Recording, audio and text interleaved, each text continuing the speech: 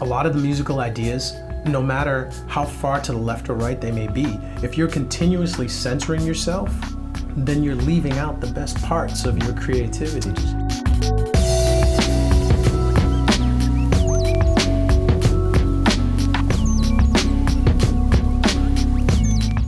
Kevin, thank you so much for joining me. These are kind of fun because I get to meet people whose names I've heard in the industry many different times. Your name pops up everywhere. All the different drummers that I know, the Brian Fraser Moores, your name comes up at such a high standard. So it's great to have you here. Thank you so much for joining us. Thank you for having me. Tell me where, I mean, you have done so much. I mean, my gosh, all the different artists that you have performed with and that you continue to perform with. Where did music start in your life that you decided that this is going to be it? Well, for me, I'm a fifth generation musician. And I do know that a lot of people that you come across in the touring industry, they either have friends or family that have been doing it for years. And for me, it was a little closer to home because my father, his band is called the John Cafferty and the Beaver Brown Band. Now, back in the early 80s, they did the soundtrack to the movie Eddie and the Cruisers. Absolutely. That's up in the Boston area? The band's Rhode Island based, right. And I'm originally from outside of Boston, from New Bedford, Massachusetts. Nice. Those guys made it credible and they made it real, that you could take a song, you could take the love of music, turn it into a career and gain success from it. And for me, watching something as simple as a sound check was magic. That's what inspired me to want to play keyboards. I learned later in the game. I wasn't classically trained or I didn't have any jazz background. I had sit on a stool behind Bobby Catoya, the keyboard player from my father's band, learn how to play Green Onions, and then you can sit in with the band at sound check. And that eventually turned into getting called up on stage to play along with him on the encores. And it was magic for me. So that's what inspired me to play. My father's a saxophonist. My brother Derek is a drummer. My cousin Troy is a bass player. Derek and I toured together with the New Kids on the Block.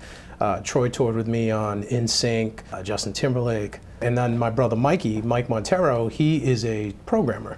And he's currently working with Ricky Martin. I think he just got back. That is great. So everybody's like out somewhere. And it's nice, you know, nepotism at its finest. So this is the school of hard knocks you came from. I mean, when you had to learn these tunes and sit in, how old were you at that time? 15. 15, and you know, that energy I take with me now. What I learned from Bobby was that the music that's inside of you, no matter what it is, it's got to come out, and you can't censor yourself. You have to just put it out there. So I lost that feeling of trying to be embarrassed ages ago. And I just jump right in no matter what anybody thinks, because it could be something as simple as a small pattern or something intricate or doing something where I'm just a part player or featured. I just love it. I love all aspects of it. And so he inspired me to look deeper and to just let a lot of things go and just enjoy the moment. How fantastic. So what music were you listening to at that time? During that time, that was Michael Jackson, Madonna, which she loves that because I was listening to all of her stuff. New Edition, my father's band, Journey.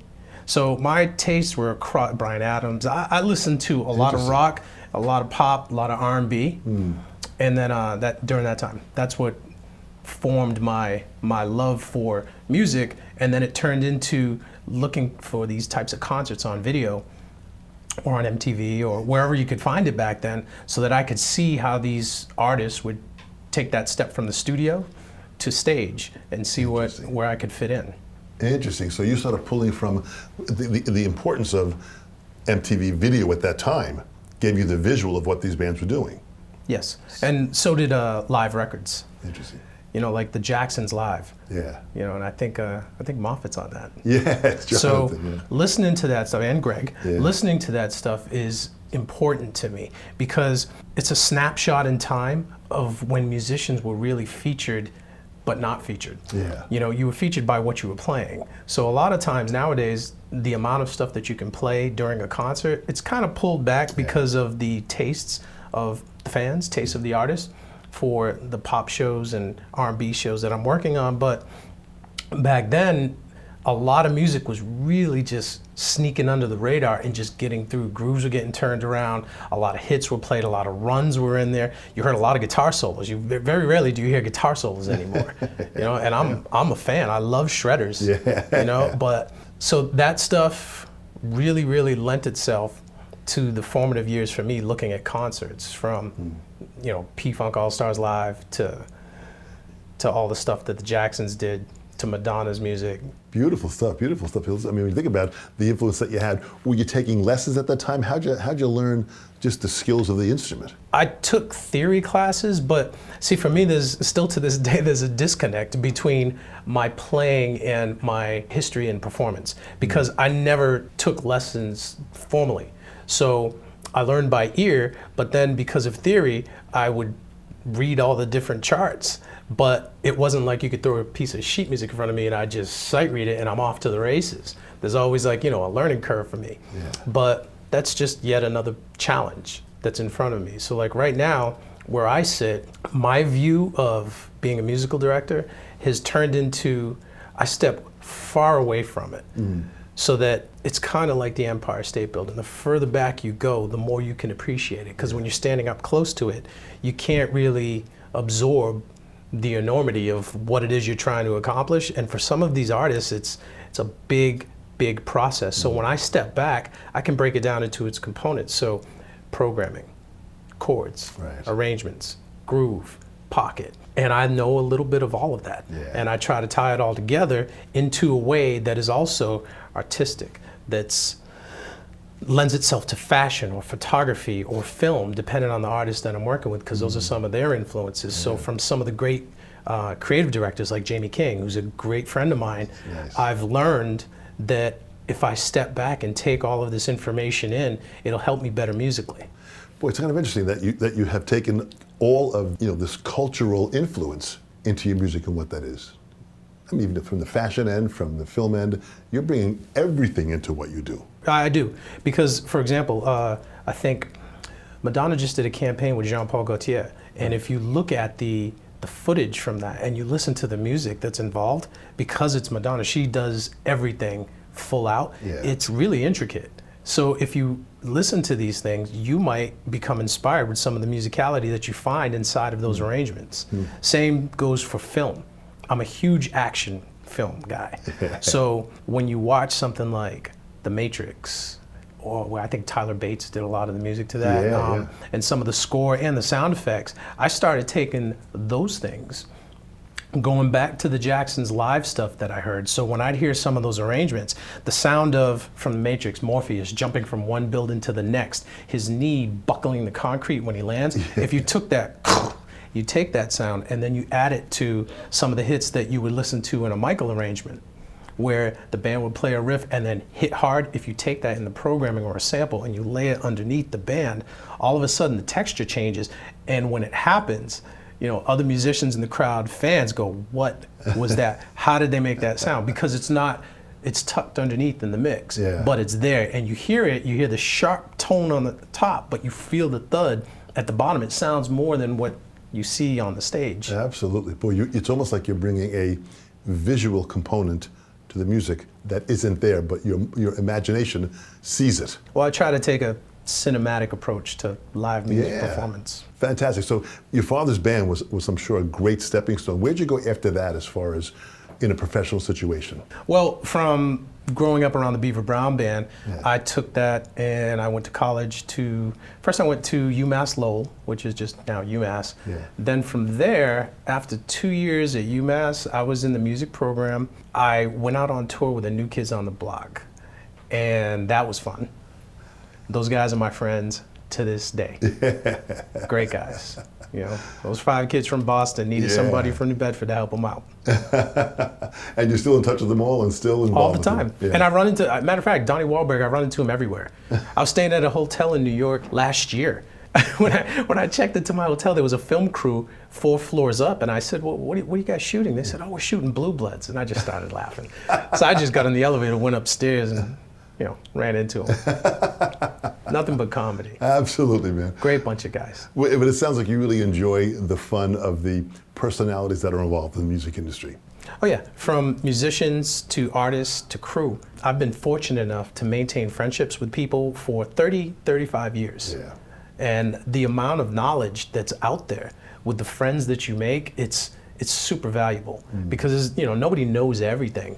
But what's really great is if you have a telephone, you can call any one of your friends and just ask them, hey, you know, when you encountered this situation, how did you handle it? Whether it's a contract negotiation or whether it's an arrangement. So from going on tour with New Kids, after that run ended, I went back to school, finished my degree. How great, how great. Because my underlying goal was to become an entertainment attorney. I wasn't going to be playing in tour. Yeah, my goal was to do 4 years in college and then move to New York, intern, and then go to law school. I was going to do that whole thing. I was going to work at a record label. What inspired you with the entertainment law end of it?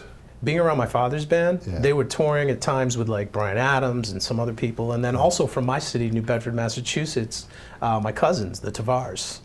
I think you might know them. Absolutely, yeah. Man, sure. So watching them win a Grammy and then watching all of these artists go through their contract negotiations and, you know, the intricacies of the entertainment business, I thought, wow, I could be helpful over here. And it's something that I find interesting and fun. Boy, that's I went great. back to Northeastern, I got my degree in music industry. And then I did go to New York. And I actually did work at Atlantic Records as a senior royalty accountant. What was that like? It was interesting. It was a learning experience. It's not where I wanted to be, Yeah. you know, counting other people's money, but, you know, somebody's got to do it. And I did it until something else became available. My goal was to sit there and cross from that side of the label to the creative side. Yeah. But before that happened, I got a phone call from my friend Johnny Wright, who I knew on the New Kids on the Block. Johnny had put together the Backstreet Boys, and he was their manager. And when the sun was setting on that arrangement, he came up with a new group and said, look, I got this other group. You have to fly to Orlando to come meet them, though. I was like, who are they? He said, they're called Nsync. They're going to be the next big thing. Really? That's great. So I went to Orlando, and then they had come up to New York. And I remember the first time I walked into MTV. They were on TRL. And I walked into the room. They were getting ready to perform their single that was in Europe, I Want You Back. And when I met all these guys, I think it's when I got to Justin that you could just tell that something's going to happen. I mean, he's got such an incredible sense about himself in the deep music core of understanding so many types of styles. He's a brilliant, brilliant musician. Well, even back then, at 16. And that's not to set him aside from the other guys. Right. You know, because JC is an incredible songwriter, Absolutely. an incredible vocalist, and so are the other guys. They all bring a whole different element to it. And their a cappella, if you go back and you listen to some of their arrangements put together by Robin Wiley, who was based here in Nashville, incredible. And their delivery of their performance, their intonation as a group, fantastic. What was it like when you finally went on tour with Justin? It was interesting because stepping out of the shadow of a group is always challenging. I think the first performance we did was the MTV Awards when he did Like I Love You. And I just remember that transition, you know, it's having performed so many years with him with Nsync and then watching him, you know, from my perspective, looking out at the crowd, when he looks left and right and he doesn't see his friend standing next to him. It's, you know, a little off for a bit. You know, it's dancers, but it's not the fellas. It took a minute to get over that, and then once he did, it's like he never stopped running. Great. He's been doing fantastic ever since. Oh, absolutely. Was there a mentor in your life, that someone that believed in what you did, that guided you along the way, or were there many mentors? What outside sources helped direct you and guide you? Several. If you look at, obviously my father's band, as I'd said, but then there's other members of my family who are not musicians. My godfather co-signed for a loan for me so I could pay off a D50, a Roland D50, my first professional keyboard. Interesting. And without that, I never would have gotten the gig for the New Kids on the Block, because my brother had gotten the job first. He was a drummer, and then what happened was they changed musical directors. So then there was, the music director at the time was the keyboard player. So they made the bass player, Dave Dyson, the music director, and then the spot opened up on keys. Now there's a whole bunch of other people who can play everything. Greg Fillinganes being one of them. Yeah, Greg is Now great. Imagine in Boston, there's Berkeley, so there's all these people they can pull Absolutely. from. The only angle that I had, and this is what I would encourage young listeners to look at, is don't look at just the playing. There's other elements at play. So for me it was, well, the reality is if there's a concert, that means that there's an hour and a half worth of music. My brother's in the band. Why don't I just get a board tape? That's a cassette tape for those of you at home. So I got a board tape, and I'd already known the songs, but I learned all the arrangements, both keyboard parts. Took that D50 that I was still paying off $50 a month to pay off my loan. It was going to be forever, right? I got that D50. I programmed all the patches so that when I went into the audition, I brought my keyboard instead of playing what they had set up. And then I went through and I told Dave, I said, look, I know you audition a lot of the guys that can outplay me any day of the week. I know you have 2 weeks before the first show. I know the show, both parts. Have all the sounds programmed. Fantastic. So when we got that deep into it, and I play, it's like when they're making their decision process, I wanted to give them no way out. That is just, and plus the artist knew me because I was always around, so I was trustworthy. I just tried to take everything that I had to use to get that job. Boy, talk about preparation and really understanding the bigger picture of what was going down. Talk about that for a second, because that's something which I think the next generation really needs to understand. To program all those parts, to listen to it, to pull it off the cassette tape and hear it that way and make this happen. That was a lot of work. It is. I think when I look back at my history in the music business, it seems that element is always there. No matter what job it is, no matter how easy technology may seem, there's always something that's presented, and it's always time sensitive, and you have to learn it now, you have to figure it out now. That's never ended. Where did that work ethic come from? I would think that it came from wanting to change my surroundings. Interesting. Being at the University of Lowell, which was very helpful for me, I liked it, but I wanted to get out. I wanted to go through college as fast as I could and get out into the music business. I did not want to stay in Massachusetts. So it was either going to be New York or Los Angeles. And the only way out was to just find everything that you could to better yourself. So that this way you could stay versatile. So if somebody needed this, you could program. If somebody needed playing, you could play. If somebody needed an entertainment attorney or somebody to help out with contracts, whatever it would take. Yeah, well, that's really, really powerful. That level of strong passion to make the entire picture work well. Well, the thing about it is, nowadays there's the internet, there's every kind of social media platform possible. So there's a huge oversaturation of seeing things. Back when I was coming up, there was MTV, and that was it. So for me, being at the University of Lowell during that time, and my younger brother got the gig on the New Kids, that was on MTV, heavy rotation, all the time.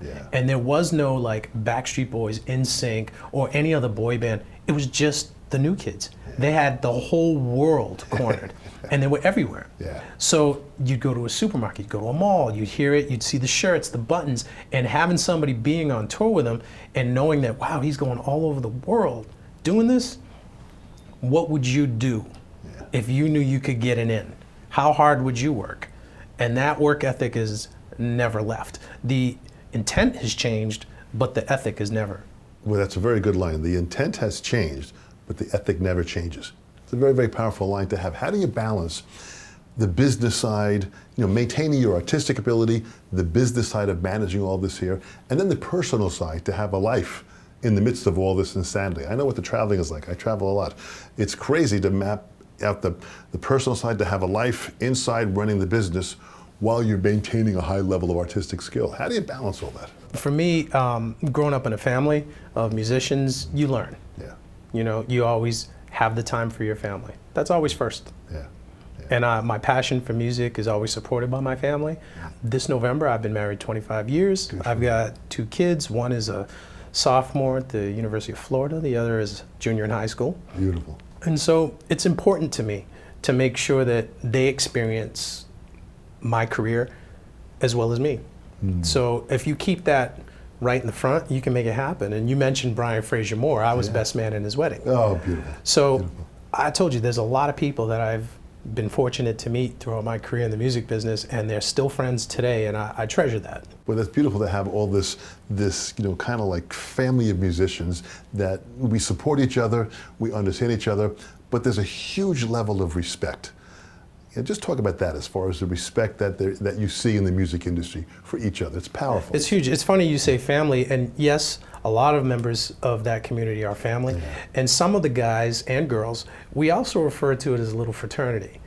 Not like a party fraternity, but a fraternity where, honestly, if there's something that I want to talk about, if I'm on tour and I'm just feeling bummed out because I'm away from my family, I can call some of my other musician friends that have families and tour. And I've got a sympathetic, friendly ear to talk to about it. Or if I want to geek out about some of the new gear that's coming out, which is all the time. Or if I want to talk about the new Avengers Infinity War sequel that's coming out, I can talk about these things because I've got friends and people that understand what it's like when you're surrounded by a hotel room. The walls get small, They sure do. You have to get out, go play golf. You're a golf guy? Try to be. We all are always trying to be. That's right.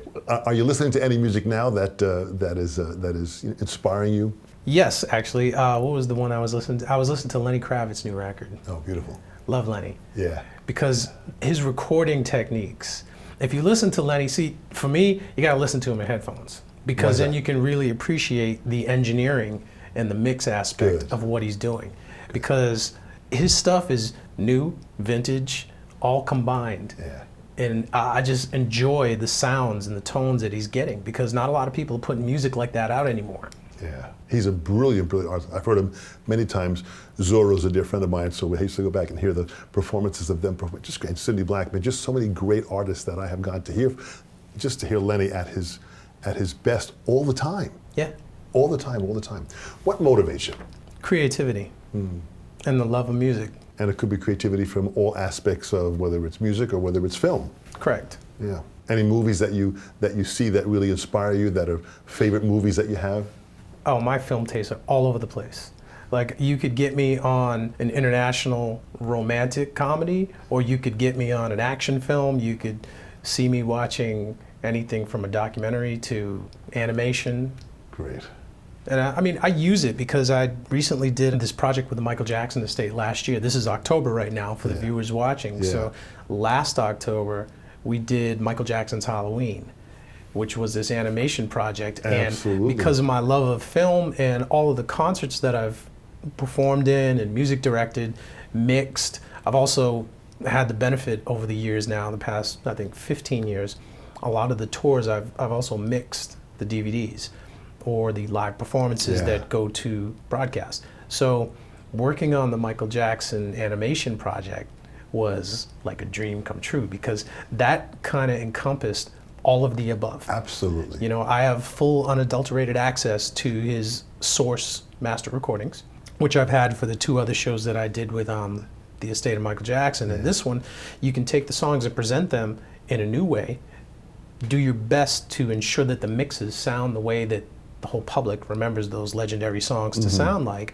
but then to set it to the characters that are in the scenes, and then to shorten certain songs, lengthen certain songs, flip them up, combine. And then what we did that was really fun, and this is what drives me, right, is the concept that we came up with was to take some of Michael's songs that weren't the ones that everybody knows and use those songs or the instrumentation of those songs as the score. Interesting. Very interesting.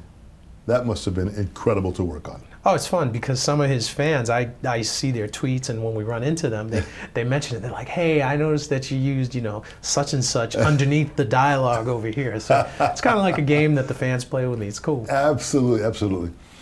In closing, if we had to say that, we've got this younger generation that are watching these interviews, and we get such great feedback from them. What would you say to them? This is this next generation that has this passion and desire to want to play music and be involved in all aspects of the music industry. What advice would you give them? Well, two things, okay? The first comes from Madonna, and she by far has been my greatest teacher in the music business, period, hands down. Nobody outworks her. She told me don't ever censor yourself. I said that earlier, and the reason for it is that a lot of the musical ideas, no matter how far to the left or right they may be, if you're continuously censoring yourself, then you're leaving out the best parts of your creativity. That's what the passion was for me watching my father's band record to tape, because recording to tape isn't like recording to a computer with all the different levels of undo. I'm a programmer, I love programming. Yeah. However, recording to tape, there was something magical when you would go and watch a band and they'd set up in a room and you know that, you have to do it collectively. That's why I love live music. And then something that Michael would say all the time, and I have it on some of the recordings from the estate, he would just say, study the greats and become greater. You would reference how you did a lecture and you asked the crowd, do they know who Jimi Hendrix is? And there weren't that many hands. Absolutely. So I would inspire the crowd to say, okay, well, let's take a test here. You don't know who Jimmy is. Do you know who Eddie Van Halen is? Absolutely. Do you know? And I'd keep going forward until I found a point of reference and then say, well, this is who they studied. Exactly. This is who they studied. Study the greats and become greater. Michael loved James Brown, Jackie Wilson. Yeah. So that's what I would tell all the young viewers out there watching, that check out all the guys like Greg Fillinganes, all the girls that are out there making music. Yeah. So that's my message. Boy, good for you, Kevin. That's so powerful. It's so wonderful, the fact that you are really at the forefront of this entire music scene with all these great artists that you work with. What's amazing is that you are really creating a wave and a powerful force moving forward with combining everything from film to fashion to music, all in the fact that when they hear a concert, that when they know you're involved with it, it's always going to be a pretty magical event. Yeah, you know what's funny is one of the ones that we recently did that was kind of where all of that intersected was the Met Gala with Madonna. Yeah. And the theme was religious icons. We did the song Like a Prayer, but we used 40 Gregorian monks. So to be able to take that whole kind of vibe, I immediately start thinking cinematic. Yeah. And then I know how Madonna loves to stage a room, so then, we're performing on stairs, on these stone stairs, and you've got the monks lined up. So I have to put myself in the artist's shoes and really picture what makes that moment comfortable for the artist, and how can I help as a musician and a producer and a programmer to make that all happen. So that's the challenge. That's where it intersects. That is a great view of what someone needs to see, to step back, put themselves in the artist's position, and be able to open up to the bigger picture and never censor yourself. Oh wow, that's like such a long conversation after that. It gets deeper. It goes into monitor mixes, front of house mixes. You always try to make sure that you put yourself in the artist's shoes so that you can experience the original artistic intent. Boy, that really says it all. Kevin, on behalf of the Sessions, we thank you so much. What a fantastic force Thank you are for having in the me. music industry. Thank you so much.